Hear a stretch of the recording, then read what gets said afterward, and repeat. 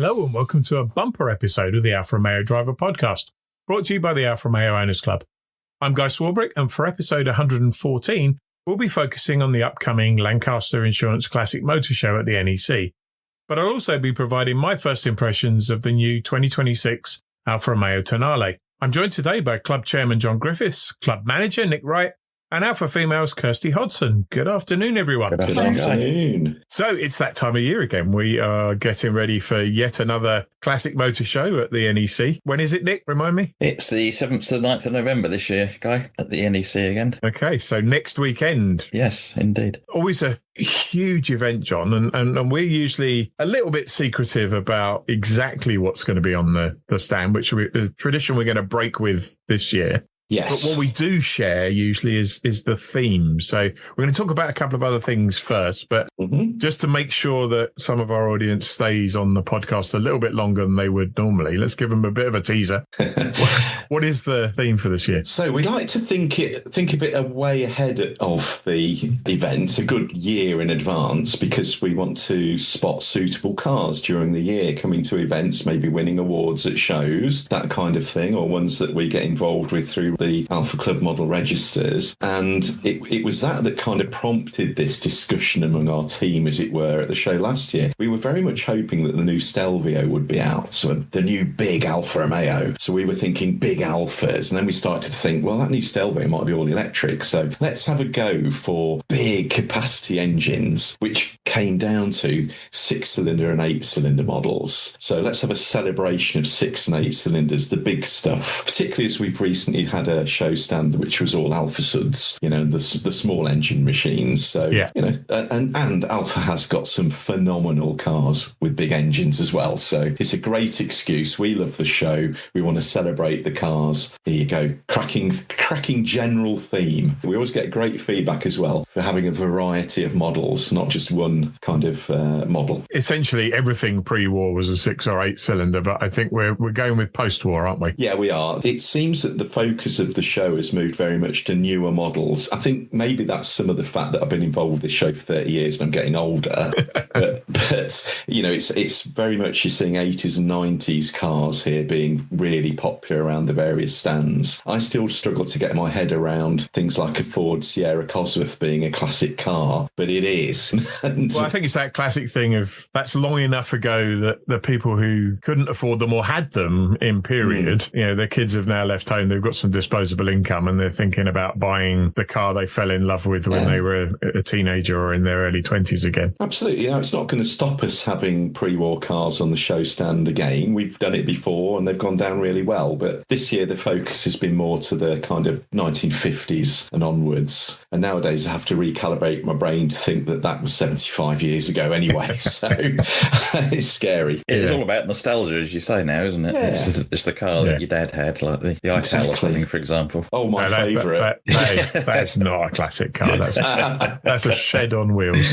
And people have forgotten as well. Yeah, the forgotten cars, Kirsty, or ones that should be forgotten, like the Austin Allegro. Or indeed the Morris Ital. Yeah. So, I'll tell you who are going this year. Apparently there's about 10 new clubs going, one of which I've never heard of before is the Post Office Vehicle Club, which could be quite interesting. You quite often see old police cars at these things, don't you? But to see some old post office vehicles with the original post in the back, no doubt. That's going to be quite interesting. There's a military vehicle exhibition this year, I believe, like 30 military vehicles. Oh, right. Yeah. We'll see a few tanks inside, maybe. Excellent. Yeah, I suspect more Jeeps and Land Rovers and stuff than tanks, but we'll see. Yeah. So I think Kirsty's gathered some stats, but just one stat from you, John, that you haven't mentioned before we move on to the nerdy stuff. How many cars have we got on our stand? Right, this year we've managed to cram in 9, which is one up from last time and one below our 60th stand, I believe. Brilliant. So it's 9 cars and a great variety. Last year, it's a similar size floor plan, but we don't have a whacking great pillar in the middle this time. Bonus. So we're in the premium hall again, but a little bit further in the corner, but we're next to some very wonderful marques as well, like Maserati, the Ford GT40s and the Porsche Club GB. So it's always a popular area area that we're in that premium hall. So that gives us a sense of our stand, and we'll come back to the detail on that. But Kirsty, give us a bit of context for people who've never been before. How big is this show? Okay, well, this is arguably the biggest classic car show in the UK. I mean, it's massive. They take up 7 halls of the NEC, which is about 16 football pitches. So it's very significant. Yeah. And they can cram like 3,000 classic cars in there as well, which sort of spanning 120 years of automotive history as well. There'll be 70,000 people wandering through over the weekend. Just a lot of car lovers there. And over 330 car clubs. Now, you wouldn't think there's that many in the whole of the UK, but they're all there. Yeah. And they also have quite a lot of cars for sale in the auction section, but also, scattered around the stands as well. And there's going to be around 600 cars for sale on average, these shows, if you're looking for something special. And there's 450 exhibitors plus there as well, not just car stands. So there's auto jumble, which is huge, and tools and things like that. Books and model cars, which is usually where I spend all my money when I'm there. Yeah, something for everyone. And detailing equipment, of course, as well. So have we got another hour to go on about? At the end of this, we could maybe tack on bottles of soap with made up names. That's it. So really, I mean, if you love cars at all, you will find something you like at this show. Well, there certainly are plenty of clubs, and as you say, Kirsty, one of my favourites is to look at the cars in the iconic auction, and occasionally you get the odd Alfa Romeo there. There weren't so many last year. Normally there's some GTV 2000s, for example, but we occasionally spot things or a like Montreal or something. Maybe, and then occasionally you get like there was a Brera S there. There was a Megalo Miles 147 there 2 years ago that I rather loved. That was a base model. It was phenomenal. But there's always stuff to see, Alfa Romeo, and of course Italian cars in general. If you're a Italophile like us, there's always amazing stuff to see. Just love it from top to bottom. You could literally spend the whole day just doing one circuit. When we're manning the stand, as it were, manning our display, you might get an hour to have a whiz around, but it's well worth going to, just to absorb all of the atmosphere of the whole event. It's fantastic. The first time I went, I was very derelict in my duty of manning the stand, and spent the full 3 days there, and I didn't see everything. People were coming up to me and saying, did you see this in Hall 5? And I said, I don't think I got to Hall 5. but I never stopped in 3 days. I mean, it's just huge. You need to stop ice cream, though, at every hall. No, I'm not an indoor ice cream in November kind of person.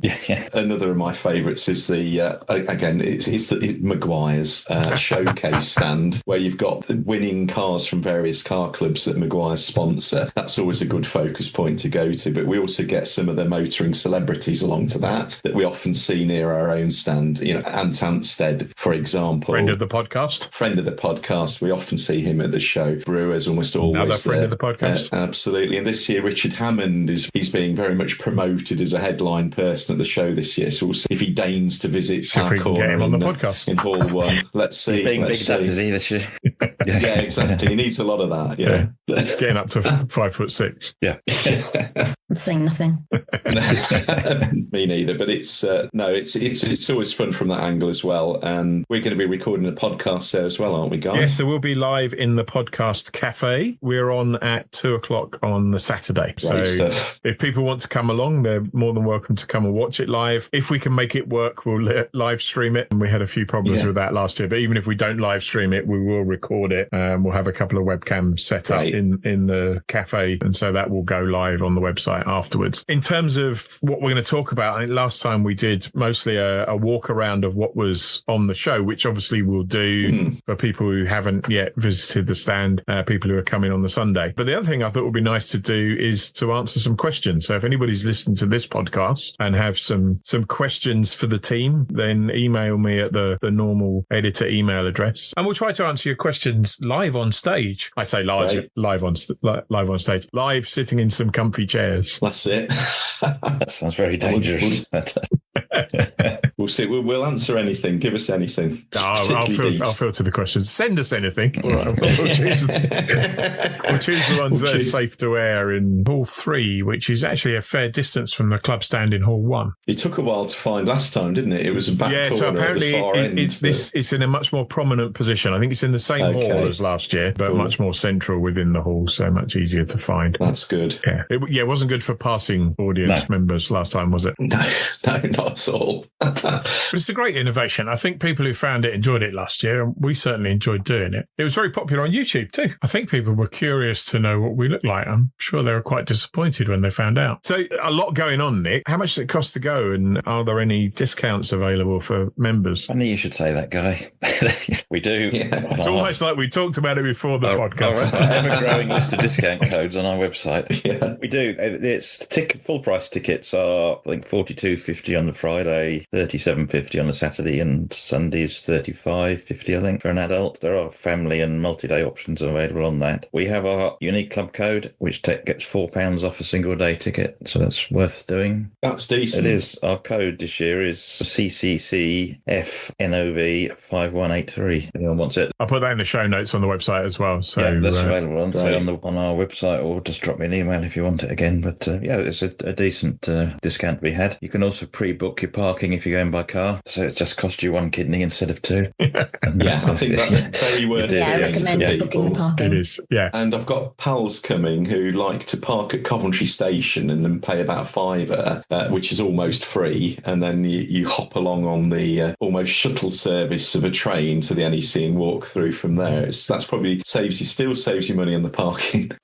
and queues. Those who are coming who have Junior Elettrica or Veloce or Tonale PHEV, there is a huge BP charging station at the NEC, which is one of the easiest places to get in and park as well. You do have to pay your parking fee. It's not free, and the normal charge rates apply, but there are usually a lot more spaces, a lot easier to get to if you're able to use the EV parking, which I know is a small percentage of the membership, but growing. That's near the East car park, isn't it? And I think there's a Starbucks or something. There is a Starbucks drive-through in the car park, in the charging car park, effectively. That's right. Yeah, sensible. That's good. Yes, breakfast and my snack before I go home, typically from Starbucks there. Perfect.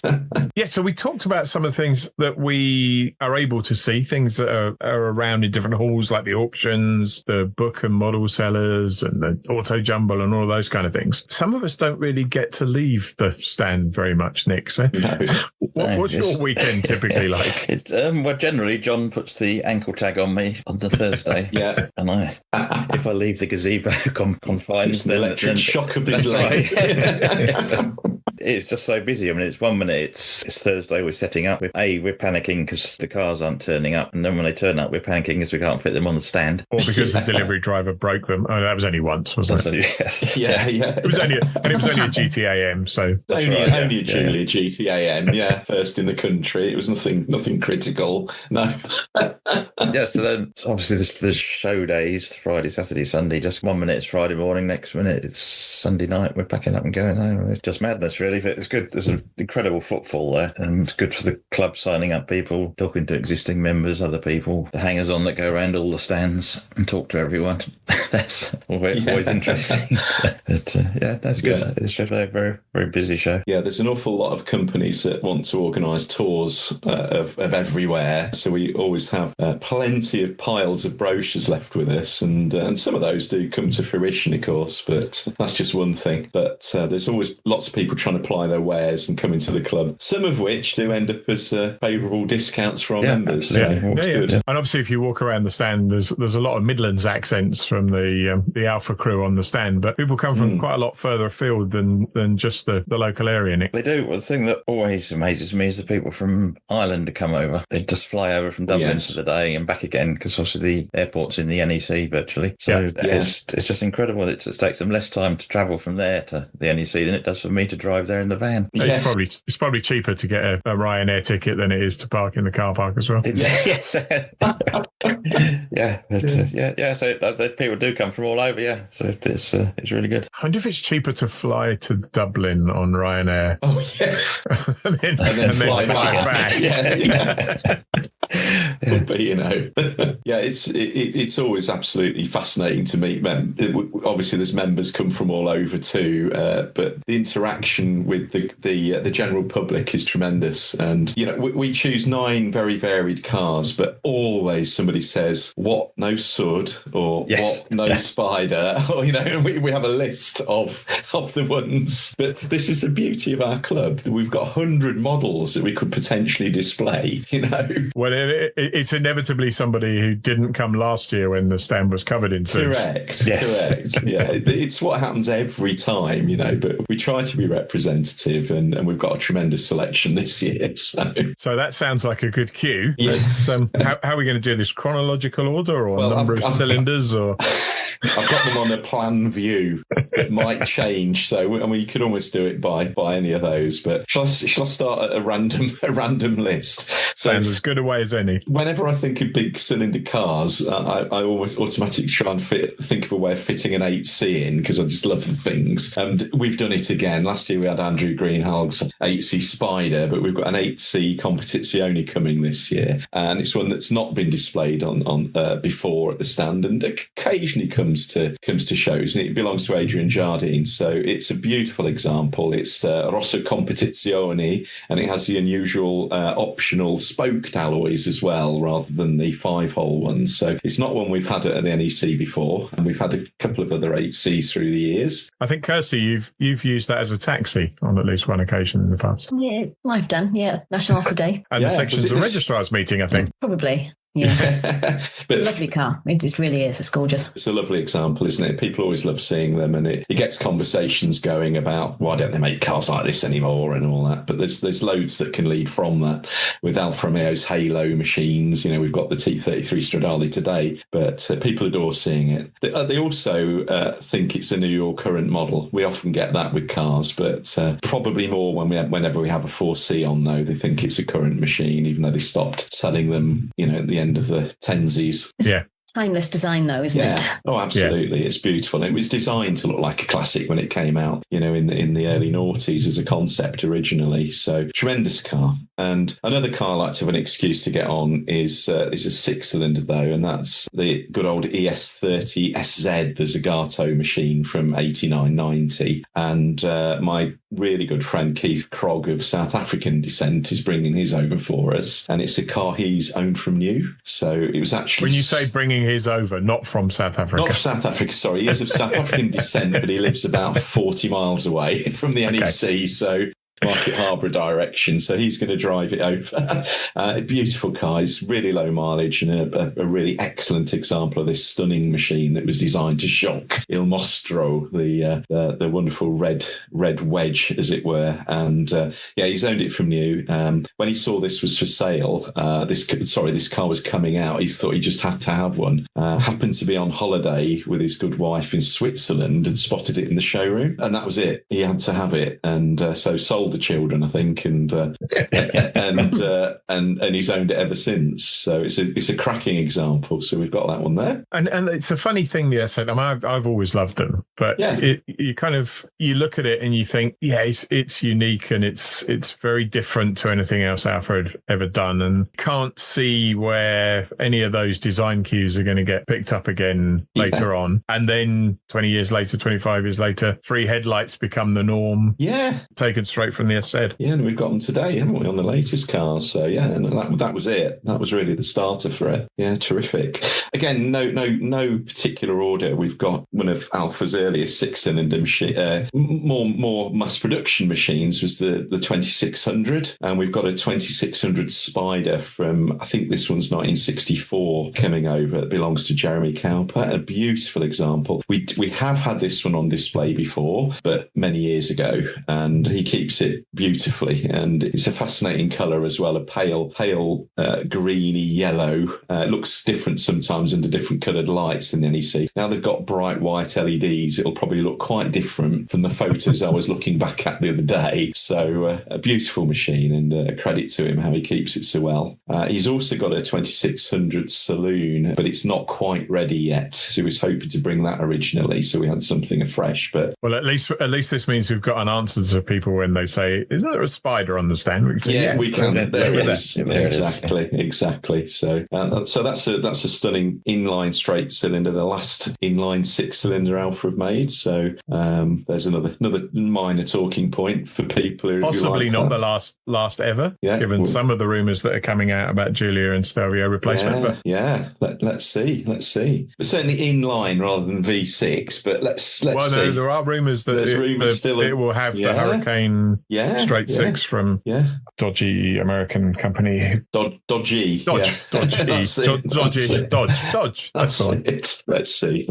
Which definitely is not the 4-cylinder 280 horsepower engine with 2 extra cylinders on. Right. Okay. There you go. Except it is. Now, talking about cars and engines in particular that aren't necessarily pure Alfa Romeo, we've got an example of the 159 with the wonderful V6 3.2 in that's got some elements of General Motors in it, with a lot of Alfa Romeo breathed upon it. Block. Yeah, the block, basically, but with Alfa heads and Alfa clever gubbins inside. So, but this example is an absolute beauty, owned by Bob Woodward, and it's in a lovely Rubino red. So he tells me it's a late-ish model, but it's got leather trim and what have you, but it's got some TI niceties on it as well from that TI spec, but it's a Lusso. And it's also a Q-tronic auto. So a real luxury wafter. And we're thinking of having it right next to the 2600 as a kind of continent crosser, if you're with me. I know they've got kind of intergalactic gearing on those 3.2 159s, so it's quite a machine. As is obligatory as the 939 Spider registrar. Yeah. I have to ask why we've got a saloon and not a Spider on the stand.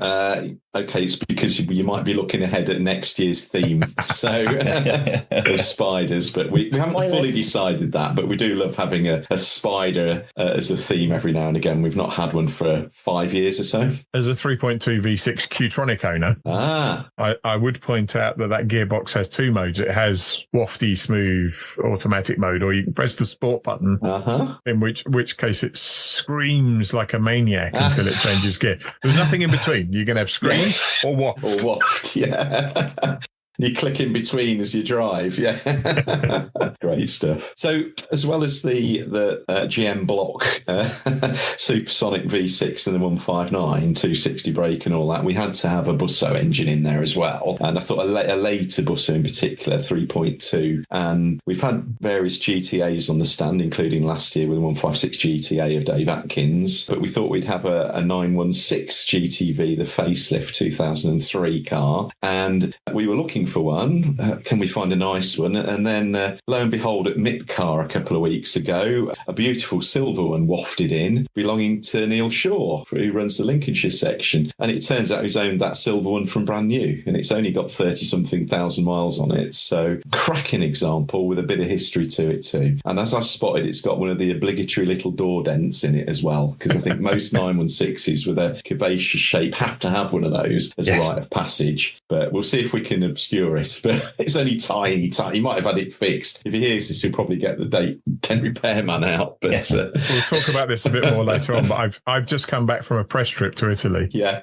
And one of the press cars had 2 little door dents in it. It has to happen. Neither of which I was responsible for.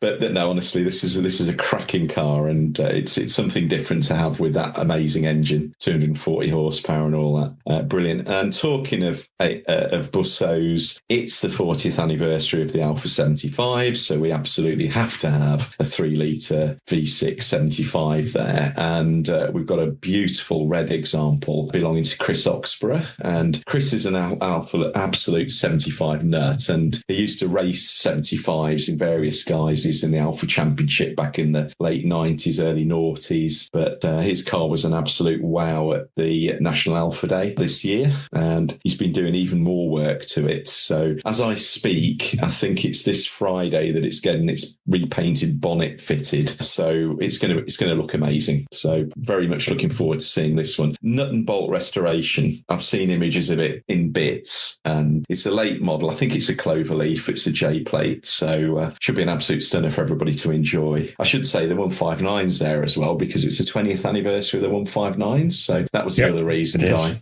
And moving along, we like to show the breadth of the club and the fact that we embrace everything. And yes, it's a classic show, but we often have newer cars too. And excuse to have an Alfa Giulia Quadrifoglio on. And we thought we've not had one of these before. Let's get a racing edition on. So Neil Potter, known as Curly to all his friends, mainly due to his lack of hair, I think, is bringing his racing edition along. It's a beautiful metallic white car with dressed in the F1 racing colours. Only 10 of these these amazing cars in the UK. They were all breathed upon by Sauber Engineering in 2019. And I remember for National Alpha Day that year, we had the matching Stelvio version delivered via Alpha UK. And it was one of the first in the country then. They didn't actually kind of arrive until into 2020. And by then, Alpha had updated the interior on them, the digital stuff. But it's still, that doesn't, detract from the car at all. They were still in Hinwile having the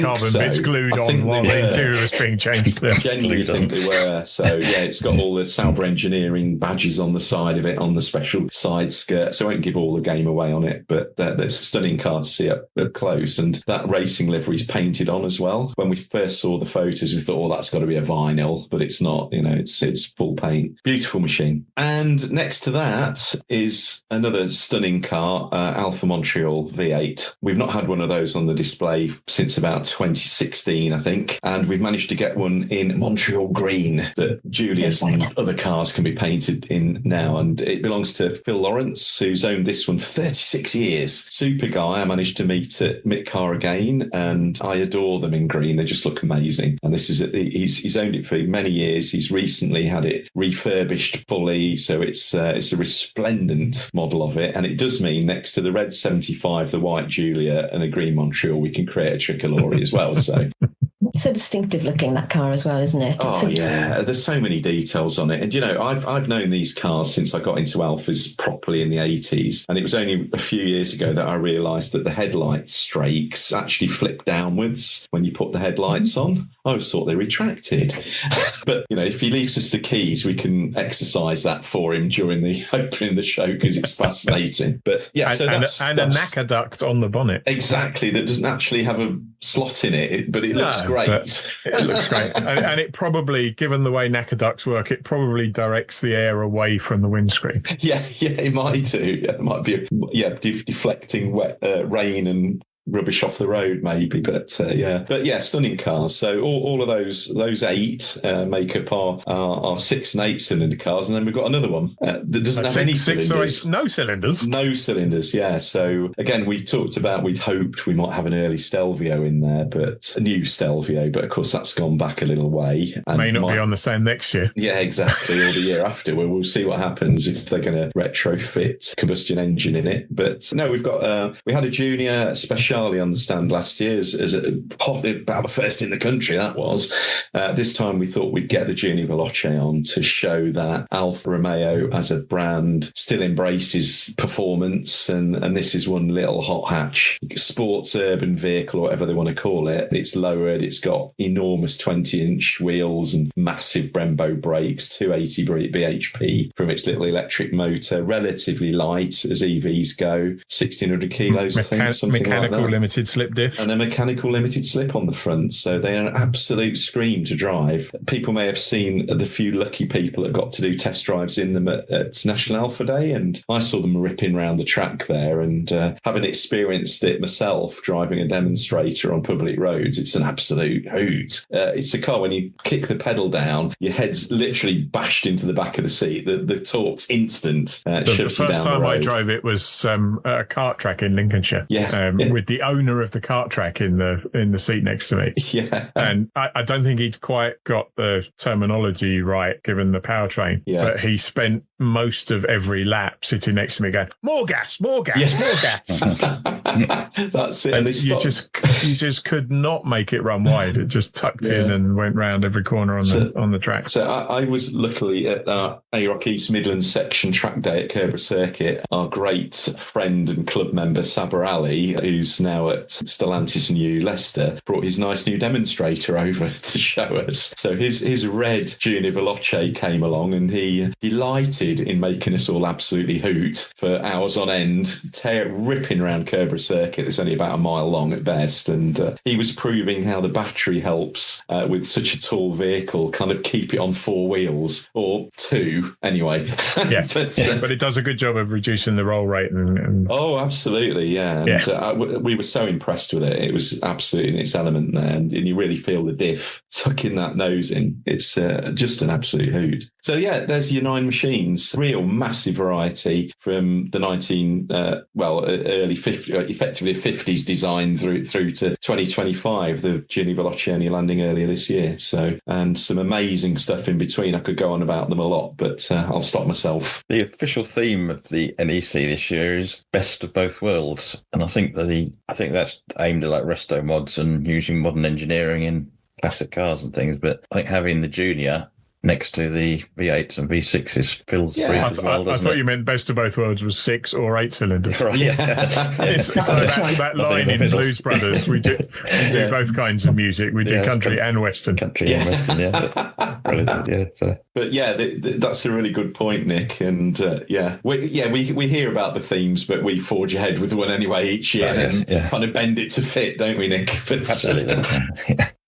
Talking of bending to fit and the best of both worlds, not related to the show, although technically the newest model that Alfa had the timing didn't quite work out for us to get on the stand. I've just come back from Pisa, 2 days driving the new Tonale. Excellent. So we're officially not allowed to refer to it as a facelift. It is the new Tonale. All the ones we drove were PHEVs, so best of both worlds. Yeah, there you go. Ice at the front, battery at the back.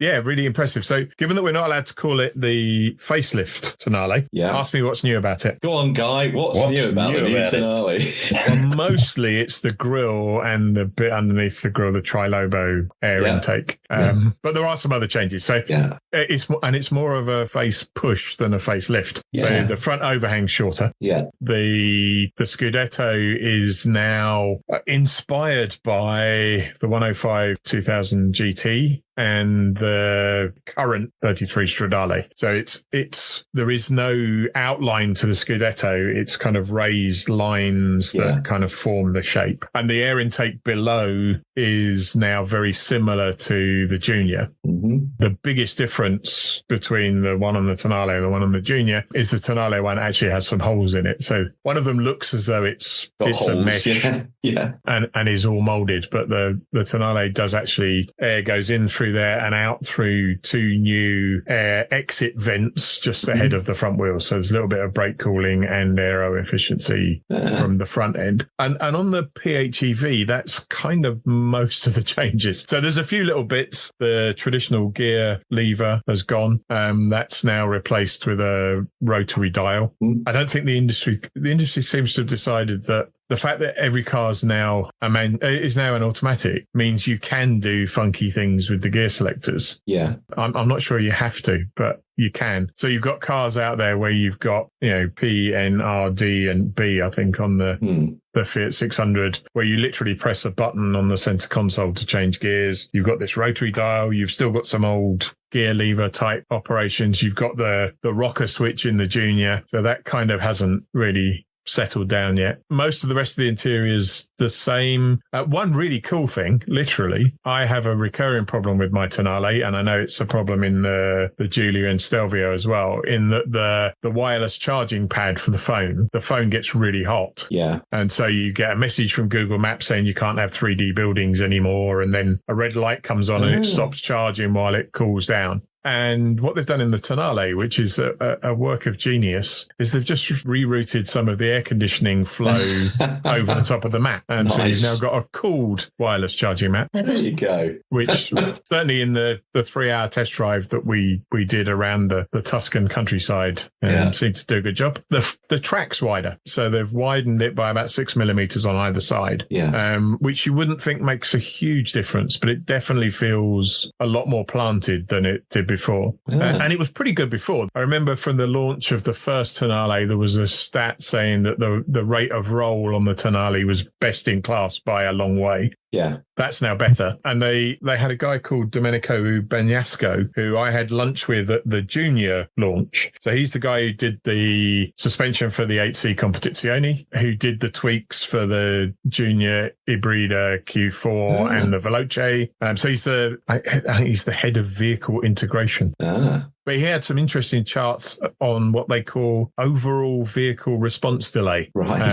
which wasn't something, it's basically how sharply it turns in. Mm-hmm. And so it's a line which shows the total time between you turning the wheel and the car turning. Right. And it's divided between how long it takes for the front axle to react and then how long it takes for the rear axle to follow the front axle around the bend. Right. And what was interesting was they showed the Tonale, which is the best in its class, and then they showed the Stelvio by comparison. Yeah. And they are almost identical. Oh, that's good. So everybody raves about how good the Giorgio platform is. Talking to one of the other guys afterwards, he said, we don't show it on the chart because it's very, very close. Yeah. But the Tonale is actually slightly quicker than the Stelvio. All right. So, Interesting. yeah, and certainly my experience driving it bore that out. It does seem to have come on a step from the previous one. Yeah, cool. Little tweaks. But we're not calling it a facelift. We're not calling it a facelift. Thing. No, it's new. Yeah. Oh, I forgot one of the key things. You know the little slots around the GTA Scudetto? Yeah. It's got some of those as well. Oh, yes. I quite like that. Yeah, no, I quite like that now. And then the other thing on the mild hybrid, which we didn't get to drive, so this I'm taking their word for this a little bit, is they have completely rewritten the software that manages the transition between ICE and the hybrid motor. Good. So that is supposedly much smoother in the transition between the two now. Right. And they've given it a bit more go, haven't they? 175 horsepower from 160. Yeah, so that's interesting. So they have on paper. Right. Yeah. But as far as I can tell, nothing's changed. So there were some changes brought about by concerns over how realistic the numbers for hybrids were, given that people are saying they're a halfway house between fully green EVs and fully dirty ICE cars. Yeah. I think there's been some lobbying to say, I'm not quite sure those numbers stack up. So interestingly, the PHEV is down by 10 horsepower. Right. But is exactly the same. Yeah. And the MHEV is up by 10 horsepower, but it's exactly the same. Right. Okay. As far as we can All tell. Good fun. Yeah. Yeah. Okay. It's just, again, it's a shame that it's just timing doesn't allow us to have it on the stand, but we're out by a few weeks, literally. Yeah, I think it's probably a little bit more than that. I mean, they might have been able to get a left-hand drive one for the stand. I think they're hoping to get right-hand drive press cars before the end of the year, but really expecting them in January. But I gather you'll be able to order one of the new Tonales in November. That's what I'm Yes, hearing. that's what I've heard. And there's a little bit of a change in the lineup as well. So trim levels, there's now a base level with no additional name other than Tonale. Yeah. There's a Speciale, which I'm not sure whether we're getting. Yeah. There's a TI, as there was before. Yeah. There's a Veloce. Yeah. And then the launch edition is a Sport Speciale. That's right. And the Sport Speciale has a really nice two-tone white leather and Alcantara, black Alcantara interior. Yeah. Which is not available as an option on anything else. Yeah. And they seem to have chosen the name Sport Speciale so that they could go with the same Speciale badge they had before. Yeah. And stick a little sport badge over the top of it. Why not?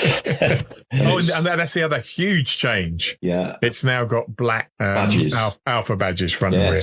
Yes. And I gather the Tonale is black on certain editions as well on the boot. Yeah. It wasn't on any of the ones we saw. That's always amazed me because all of the model name badges on all of the Tonales have always been black, and the boot badge has always been chrome. Yeah, but I changed mine for a black one, which was an Alpha genuine parts. Oh, right. So the black badge has always existed. It's just never been fitted as standard for some reason. Oh, bizarre. It's a bit like the Julia because that's gone silver, black, silver, black, silver to the point you can't tell what model year any of them are now. Yeah. To the point I took mine off.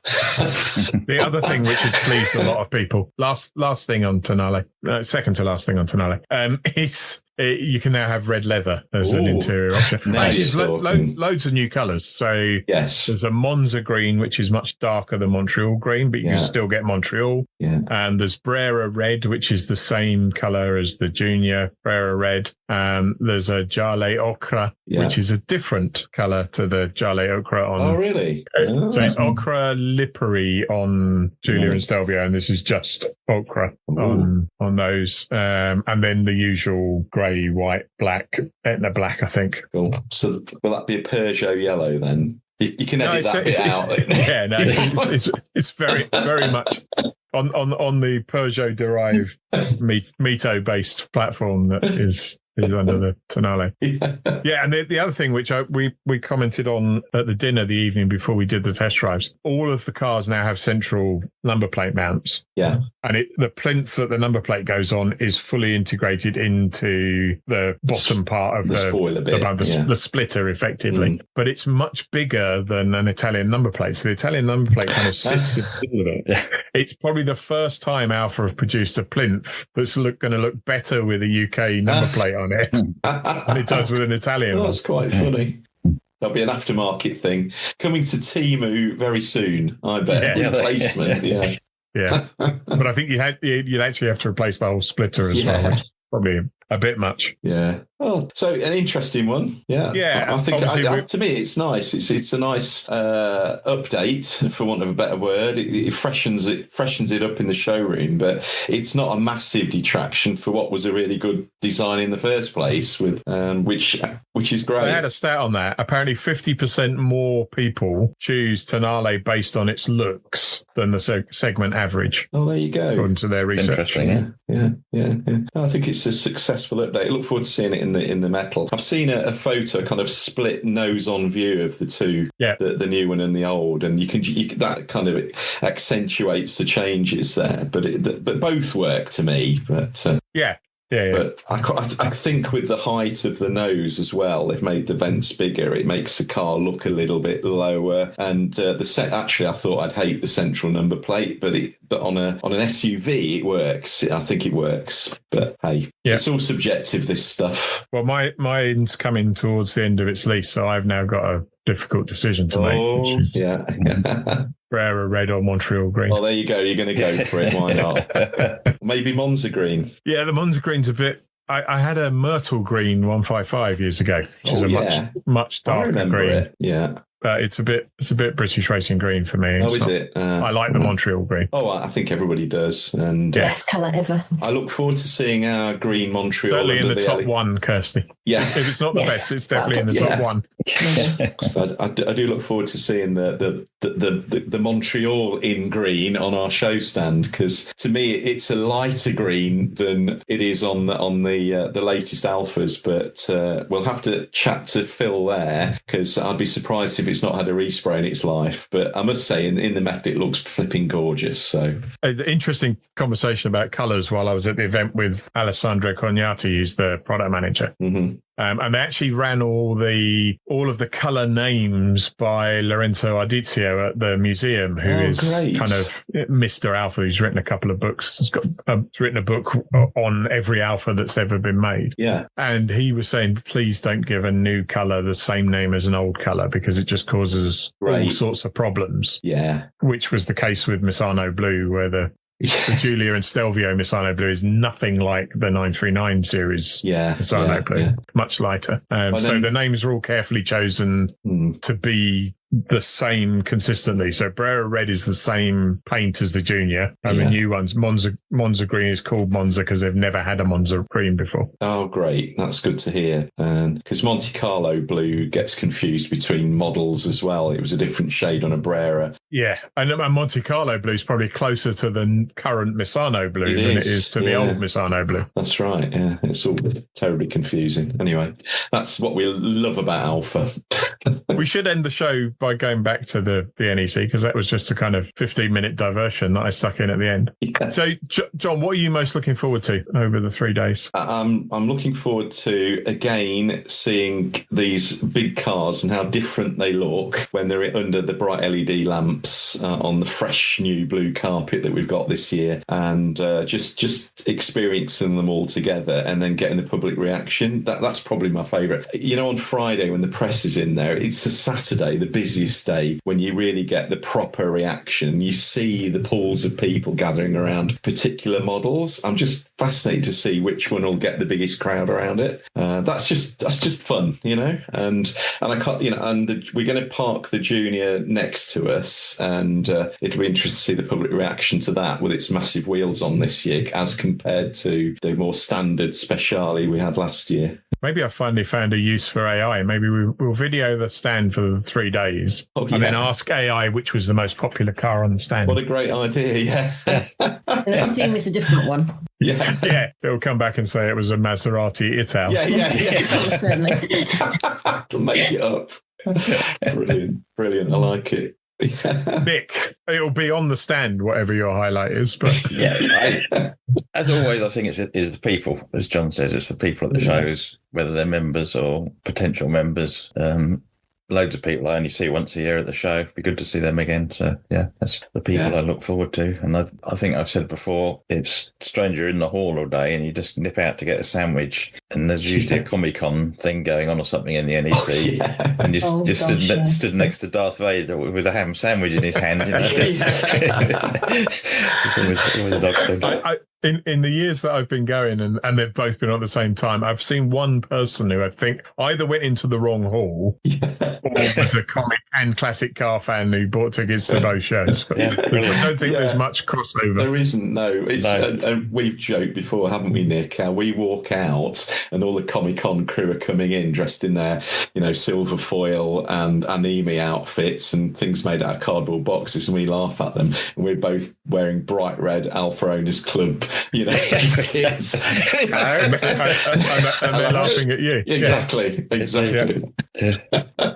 Kirsty, you're up on the Sunday, I think. That's right. I'm going to have a wander around on the Sunday. I'll visit the stand, obviously, come see the cars. But yes, I'm going to have a wander around and see if I can spot any Alphas elsewhere. Yeah. Don't buy any of them, Kirsty, though. You listen to the podcast the day before, and hopefully we'll let you know what to look for. If any of us have been anywhere else other than our stand and the podcast cafe.